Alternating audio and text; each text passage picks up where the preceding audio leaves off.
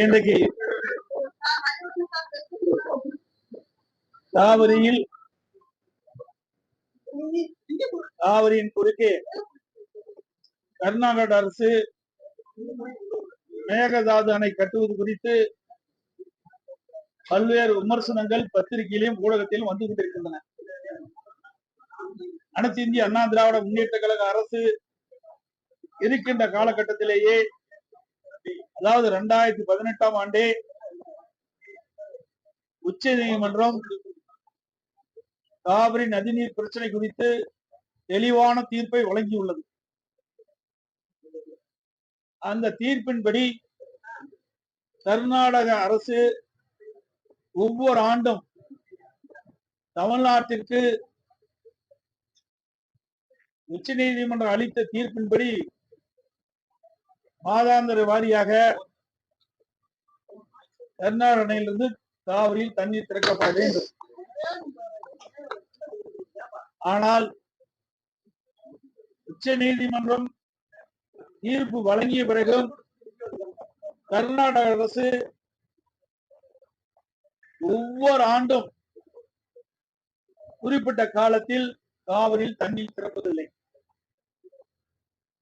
தமிழ்நாடு அரசு ஒவ்வொரு ஆண்டும் கர்நாடகத்திலே வாதாடி போராடித்தான் தண்ணீரை கர்நாடகத்திலிருந்து தண்ணீரை பெறக்கூடிய நிலை இருந்து வருகிறது. தற்போது புதிதாக கர்நாடகத்திலே முதலமைச்சராக பொறுப்பேற்றுள்ள முதலமைச்சர் அவர்கள் மேகதாதிலே அணை கட்டியே தீர வேண்டும் என்று பத்திரிகையிலும் ஊடகத்திலும் செய்தி வெளியிட்டுள்ளார்கள். இது வன்மையாக கண்டிக்கத்தக்கது.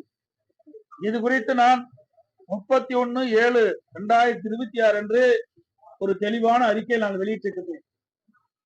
மேகதாது காவிரியின் குறுக்கே மேகதாதில் அணை கட்டப்பட்டு விட்டால் டெல்டா மாவட்டம் பாலைவனமாகிவிடும். தமிழகத்தில் 20 மாவட்டத்திற்கு காவிரி நீர் குடிநீர் ஆதாரமாக விலகிக் கொண்டிருக்கிறது. இப்படி இருக்கின்ற இந்த சூழ்நிலையில்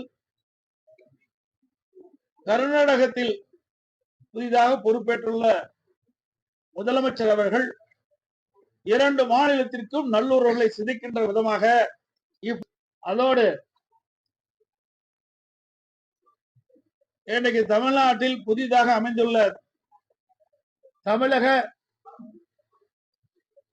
வெற்றி கழகம் ஆட்சி அமைந்திருக்கின்றது.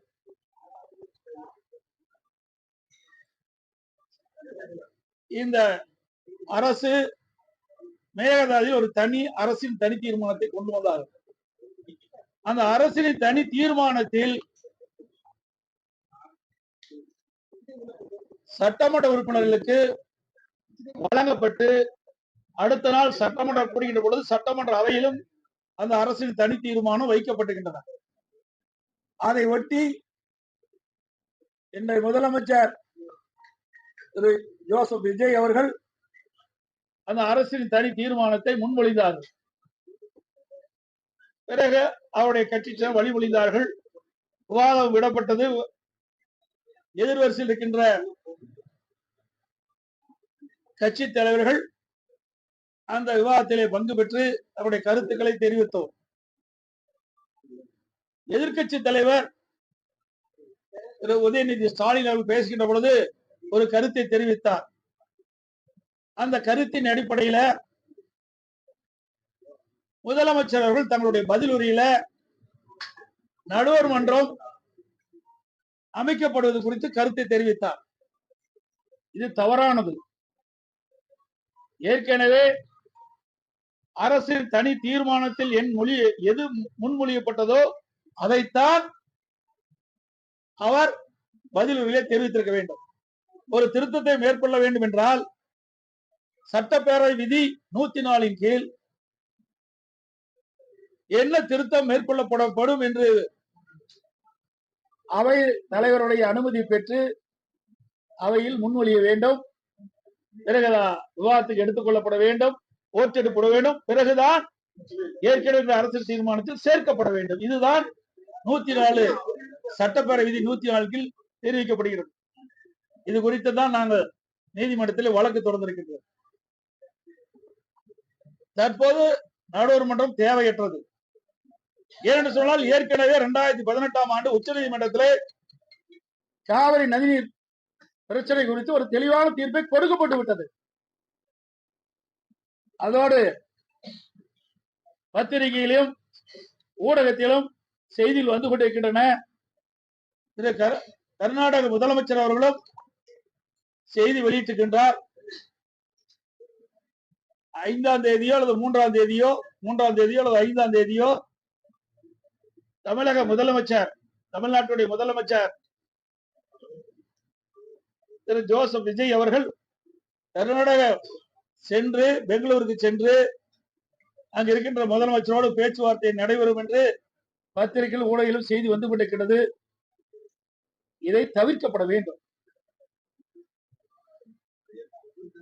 இன்றைக்கு தமிழ்நாட்டிலிருந்து வருகின்ற முதலமைச்சரை நாங்கள் வரவேற்போம், அவருக்கு உண்டான மரியாதையெல்லாம் கொடுப்போம். அதோடு தயாராக ஒரு ஹெலிகாப்டரை தயார் செய்து வைத்திருக்கின்றோம்.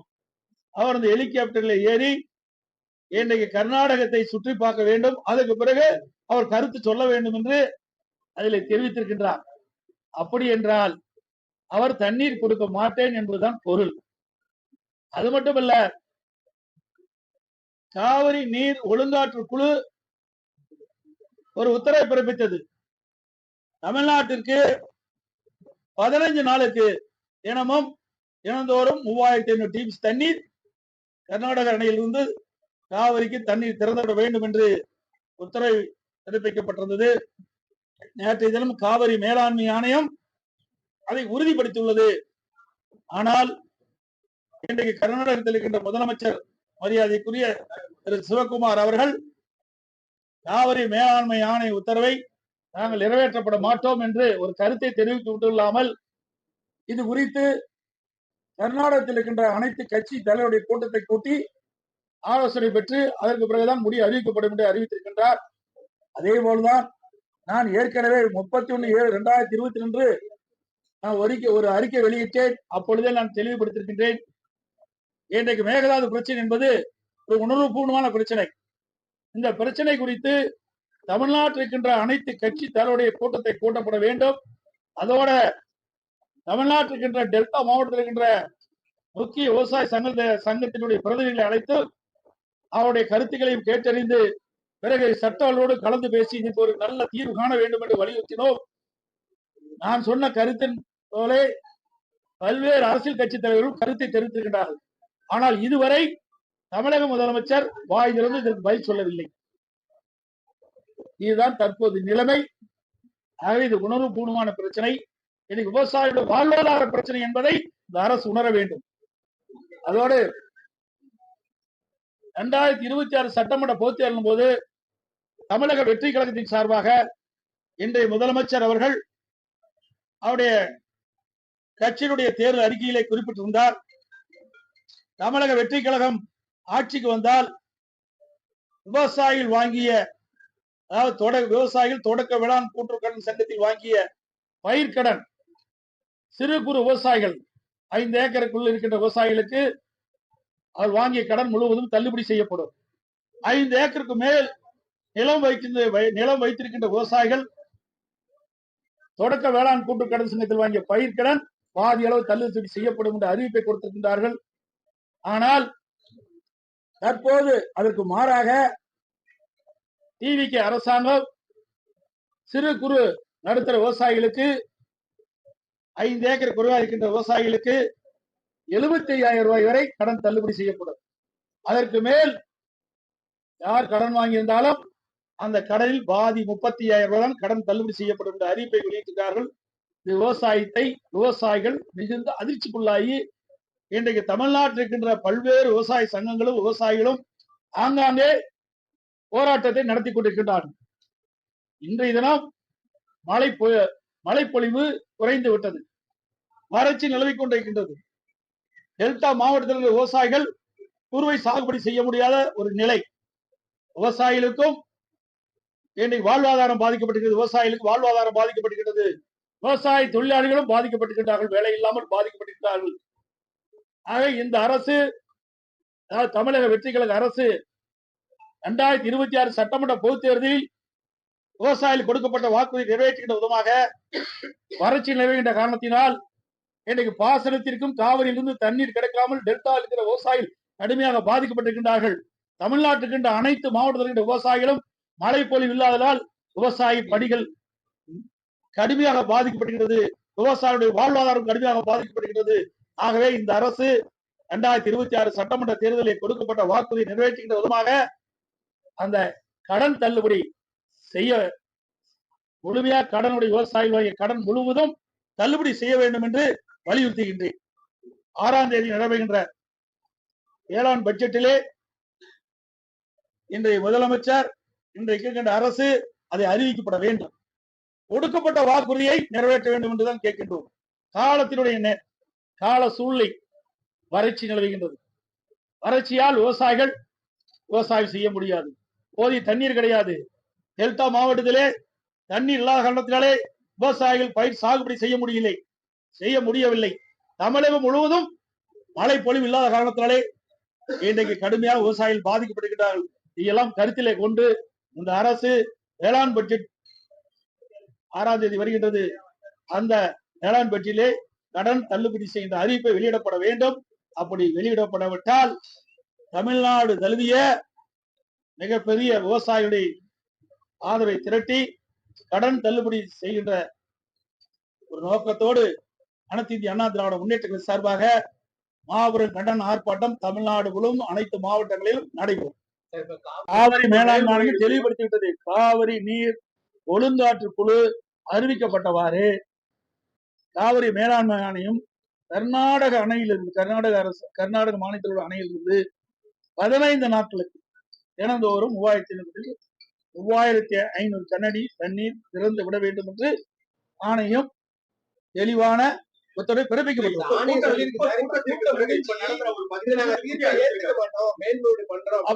சரி, இப்படி இருக்கின்ற நிலையில இப்ப 80 டிஎம்சி தண்ணி கர்நாடக அணையில் இருக்குது.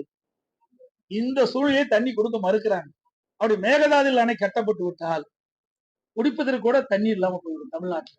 அதனாலதான் நாங்க சொல்றோம், சட்ட ரீதியாக ஏற்கனவே உச்ச நீதிமன்றம் அளித்த தீர்ப்பின்படி காவிரியின் குறுக்கே எந்த ஒரு திட்டத்தை நிறைவேற்றப்பட வேண்டும் என்றாலும் கீழ்ப்படுகை மாநிலத்துடைய அனுமதி இல்லாமல் மேல்படுகை மாநிலம் எந்த ஒரு திட்டத்தை மேற்கொள்ளக்கூடாது என்று தெளிவான தீர்ப்பை உச்ச நீதிமன்றம் வழங்கி இருக்கிறது. அதைத்தான் நாம் வலியுறுத்திட்டு இருக்கிறோம். அதே மாதிரி தமிழகத்தில் இருக்க டெல்டா பகுதியில கடும் வறட்சி இருக்கு. அவர் இந்த கர்நாடக முதலமைச்சரை கூப்பிட்டு வந்து விஜய் இந்த மாதிரி இது எதுக்கு தேவை? ஏற்கனவே 1986ஆம் ஆண்டிலிருந்து 2018ஆம் ஆண்டு சட்ட போராட்டம் நடத்தி தெளிவான தீர்ப்பு வாங்கி இருக்கிறோம். உச்ச நீதிமன்றத்துல தமிழ்நாடு அரசின் சார்பாக 13 நாட்கள் வாதம் நடைபெற்றது. கேரளா மாநிலத்தில் கர்நாடக மாநில சார்பாக 9 நாட்கள் விவாதம் நடைபெற்றது. கேரளா மாநில சார்பாக 3 நாட்கள் விவாதம் நடைபெற்றது. பாண்டிச்சேரி 1 நாள் நடைபெற்றது. நடுவர் மன்ற தீர்ப்பை ஒட்டி உச்ச நீதிமன்றம் அழகான தீர்ப்பை கொடுக்கப்பட்டுவிட்டது. இந்த தீர்ப்பு 15 ஆண்டுகளுக்கு செல்லும்.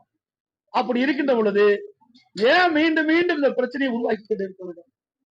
இன்றைக்கு கர்நாடகத்தில் இருக்கின்ற யார் முதலமைச்சராக வந்தாலும் தமிழ்நாட்டுக்கு தண்ணீர் கொடுக்க மறுப்பது வன்மையாக கண்டிக்கத்தக்கது.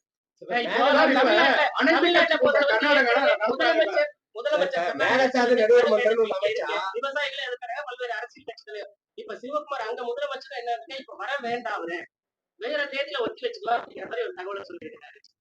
நாங்களும் சொல்றோம், நான் மட்டும் சொல்லல, இன்றைக்கு தமிழ்நாட்டில் இருக்கிற விவசாய சங்க தலைவர்களும் அதான் சொல்றாங்க, பல எதிர்கட்சிகளும் அதான் சொல்லுது. இன்றைக்கு பெங்களூர் செல்ல வேண்டாம், ஏற்கனவே நமக்கு தெளிவான தீர்ப்பு கொடுக்கப்பட்டிருக்கிறது, நீங்கள் சென்றாலும் அங்கே தண்ணீர் கிடைக்காது. ஏற்கனவே மாண்புமிகு அம்மாவில் உச்ச நீதிமன்ற தீர்ப்பின்படிதான் கர்நாடகத்துக்கு போனாங்க. ஆனா அப்போ அங்க எதுவுமே நடக்கல. நீதிமன்றம் போய் தான் நாம நீதியை பெற வேண்டிய சூழ்நிலை ஏற்பட்டது. அதே நிலைதான் இப்பொழுது ஏற்படும். அதைத்தான் வலியுறுத்தி அனைத்து கட்சி தலைவர்களுமே நாம சொல்லிட்டு இருக்கிறோம். கர்நாடக முதலமைச்சரை சந்திக்க வேற அது அவரை தான் கேட்கணும். திரு ஜோசப் விஜய் அவர்களை தான் கேட்கணும். அதாவது இது அவரு தண்ணி திறக்கிறதுக்கே அனைத்து அரசியல் கட்சி தலைவர் கூட்ட வேண்டும் கூட்டுறாரு. ஆனா இங்க இருக்கிற முதலமைச்சர் நான் மட்டும் இல்ல, அனைத்து இந்திய அண்ணா திராவிட கழகம் மட்டும் இல்ல, இன்றைக்கு பல அரசியல் கட்சி தலைவர்களும் இந்த மேகதாது பிரச்சனை குறித்து ஒரு விரிவான விவாதம் நடக்க வேணும், விரிவான கருத்து பரிமாற்றம் செய்ய வேண்டும். அதற்காக இந்த அரசாங்கம், டிவிக்கு அரசாங்கம் அனைத்து அரசியல் கட்சி தலைவர்களும் அழைத்து நீங்க ஒரு கருத்தை கேளுங்க. அதோட தமிழ்நாட்டுக்கின்ற டெல்டா மாவட்டத்தில் இருக்கின்ற முக்கிய அரசியல் கட்சி விவசாய சங்க தலைவர்களையும் அழைத்து கருத்தை கேட்டு சட்ட வல்லுநரோடு கலந்து ஆலோசித்து ஒரு நல்ல முடிவை எடுக்க வேண்டும் தான் நாம் வற்புறுத்தோம். ஆனா இது எதையுமே அவர்கள் எடுத்துக்கொள்ளவே இல்லையே, பொருட்படுத்தவே இல்லையே. எல்லா விஷயத்திலும் ஒரு முதலமைச்சர் மௌனம் காக்குறாரு. இதை எப்படி பாக்குறீங்க? நீங்க ஒரு முதலமைச்சர் இருக்கீங்க. மௌன புரட்சி செய்வதிலே வல்லவர் என்றுதான் நான் பார்க்கிறேன். என்ன சொல்ல முடியும்? ஒரு முதலமைச்சர் பொறுப்பு கொடுக்கப்பட்டிருக்கிறது, அவர் பொறுப்பை உணர்ந்து செயல்பட வேண்டும். எவ்வளவு பெரிய பொறுப்பு! 8 கோடி தமிழ் மக்களுடைய வாழ்வாதாரத்தை பாதுகாக்கக்கூடிய பொறுப்பு முதலமைச்சர். ஒரு தமிழகத்தில் ஒரு பிரச்சனை வருகின்ற பொழுது, அது உணர்வுபூர்வமான பிரச்சனை வருகின்ற பொழுது, அது வறட்சி நிலைமை கொண்டு இருக்கின்ற பொழுது, இந்த மாதிரி பிரச்சனை வருகின்ற பொழுது உன்னிப்பாக கவனித்து பல அரசியல் கட்சி தலைவர்கள் சொல்கின்ற கருத்தை உள்வாங்கி அதற்கு ஏற்றவாறு இந்த அரசு செயல்பட்டா ஒரு நல்ல அரசு. ஆனா இரண்டாவது விதமா செயல்பட்டு கொண்டிருப்பது வருத்தம் அளிக்குது. இது என்ன மாதிரியான எதிரொலிக்கும்? மேகதாது விவகாரமா இருக்கட்டும், விவசாயிகள் கடன் பிரச்சனையா இருக்கட்டும், பட்ஜெட் கொடுத்தோடல இப்ப நம்ம அதிமுக சார்பாவோ இல்ல பொறுத்திருந்து பாருங்கள் என்ன நடக்கும். சார், இன்னும் சொல்ல போனா அமைச்சர்கள், அவங்க எம்எல்ஏக்கள், நிர்வாகிகள் மீது கூட பல குற்றச்சாட்டுகள் கொடுத்து அதுல கூட மௌனம் காக்குறாங்க. நான் ஏற்கனவே சொல்லிட்டேன், மௌன புரட்சி செய்துட்டு இருக்காரு. நாங்க என்ன செய்யறது? அதாவது சட்டமன்றத்திலையும் பேசுறோம், அதுக்கும் பதில் சொல்ல மாட்டேங்கிறாரு. ஆனா அழகா அதை முடிச்ச பிறகு பதில் சொல்லுகின்ற பொழுது அவர் பதில் எப்படி சொல்றாரு உங்களுக்கு எல்லாத்துக்கும் தெரியும். அதுக்குள்ள நான் போக விரும்பல. ஆனா இதுக்கு முந்தி இருக்கின்ற முதலமைச்சர்கள் அனைவருமே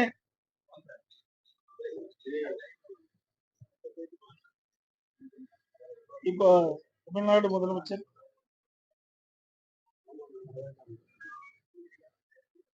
நீங்க சொன்ன மாதிரி இப்பதான் சொல்றாங்க, பார்த்துட்டு சொல்றாங்க, தமிழ்நாடு முதலமைச்சரை கர்நாடகத்துக்கு வர வேண்டாம் என்று அங்க இருக்கின்ற முதலமைச்சர் வலியுறுத்திட்டு இருக்காங்க. என்ன அவருக்கு இருக்கிற மீது கூட இவருக்கு இல்லை என்பதுதான் எனக்கு கருத்து பண்ணு. ஏன்னா இது சரியா தவறு, அவங்க ஒரு தீர்ப்பு கொடுக்கப்பட்டிருக்காங்க.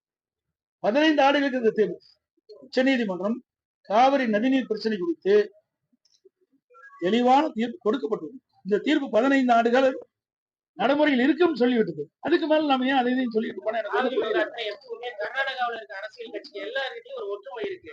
இங்க தமிழ்நாட்டுல அப்படி இருக்கிறது இல்ல அப்படின்னு விவசாயிகள் சொல்லக்கூடிய ஒரு குற்றச்சாட்டாவே இருக்கு. இது எப்ப சரியா? அதாவது அம்மா இருக்கும்போது சரி, நாங்கள் இருக்கும்போது அனைத்து இந்திய அண்ணா திராவிட முன்னேற்ற கழகத்தை வரைக்கும் இப்படி ஒரு உணர்வுபூர்வமான பிரச்சனை, சென்சிட்டிவ் பிரச்சனை வரும்போது அனைத்து கட்சி தலைவர்களும் அழைத்து பேசி ஒரு தீர்வு காணும். இதுக்கு முன்னாடி அப்படித்தான் நடந்தது. ஆனா இந்த அரசு ஏன் மறுக்குதுன்னு எங்களுக்கு தெரியல. நீதிமன்ற அவமதிப்படுத்துவது, காவிரி தீர்ப்பை அவமதிப்படுறது தொடர்றதுக்கு அனைத்து கட்சியும் வலியுறுத்துவீங்களா? நீங்க தமிழக அரசு வலியுறுத்த வாய்ப்பு இருக்கா? சார், அதான் அனைத்து கட்சி கூட்டத்தை கூட்ட மாட்டேங்கிறாரு. அப்படி எங்க போய் வலியுறுத்த முடியும்? கூட்டினா தானே அடுத்த பிரச்சனைக்கு போக முடியும். சார், இப்ப நெல் விளைச்சல் குறைவால் ஏற்கனவே இப்ப ஒரு 30 ரூபா ஒரு கிலோ அரிசிக்கு விலை ஏறி இருக்கு. இன்னும் குறுவை சாகுபடி நமக்கு குறைய வாய்ப்பு இருக்கு. இந்த மாதிரி நிலையில பல்வேறு அந்த நெல் ஆலைகள்லாம் மூடப்பட்டிருக்கு. இப்ப என்னதான் பண்ணுவாங்க சார் தமிழகத்தில்? இந்த கேள்வி அவருக்கு தான். என்ன பண்ணுவீங்க? நாங்க இது மாதிரி விட மாட்டோம் சார். வறட்சி வருகின்ற பொழுது அந்த வறட்சியை எப்படி கையாள வேண்டும், அந்த வறட்சியால் மக்கள் எப்படி பாதிக்கிறாங்க, விவசாயிகள் எப்படி பாதிக்கிறாங்க, விவசாய தொழிலாளர் எப்படி பாக்குறாங்க, பொதுமக்கள் எப்படி பாதிக்கிறாங்க, இதையெல்லாம் கண்டறிந்து அதுக்கு தேவையான முன்னேற்பாடு நடவடிக்கை நாங்க இருப்போம். இதே 2014 வறட்சி வந்தது. வறட்சி வருகின்ற பொழுது எந்தெந்த மாவட்டத்தில் வறட்சி அதிகமாக பாதிக்கும், எந்தெந்த மாவட்டத்தில் நிலத்தடி நீர் குறைவாக இருக்கின்றது, எந்தெந்த மாவட்டத்தில் குடிநீர் பிரச்சனை ஏற்படுது, இதையெல்லாம் ஆய்வு செய்து அதற்கு ஏற்றவாறு நாங்கள் நடவடிக்கை எடுப்போம்.